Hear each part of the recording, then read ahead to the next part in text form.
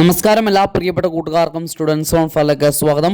അപ്പോൾ ഇത്തവണത്തെ SSLC വിദ്യാർത്ഥികൾ വളരെ ആകാംക്ഷയിലാണ്.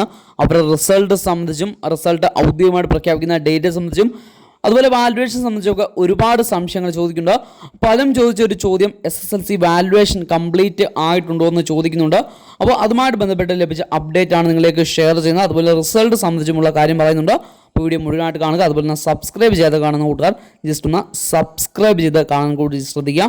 അപ്പോൾ സംസ്ഥാനത്തെ SSLC വാല്യുവേഷൻ അതായത് ഇന്നത്തെ ദിവസം 25 കൊണ്ട് അവസാനിച്ചു എന്ന് പലരും ചോദിക്കുന്നുണ്ട്.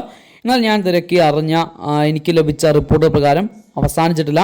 നാളെയും വാല്യുവേഷൻ തുടരുന്നുവെന്നാണ് നമുക്ക് കിട്ടുന്ന റിപ്പോർട്ട്. അപ്പോൾ നാളെയും വാല്യുവേഷൻ തുടരുന്നുണ്ട്. അതുപോലെ റിസൾട്ട് മെയ് മാസം ഫസ്റ്റ് വീക്കിന് ശേഷം അല്ലെങ്കിൽ ഫസ്റ്റ് വീക്ക് തന്നെ ഈ ഒരു രീതിയിൽ തന്നെ പ്രഖ്യാപിക്കാനുമാണ് കിട്ടുന്ന റിപ്പോർട്ട്.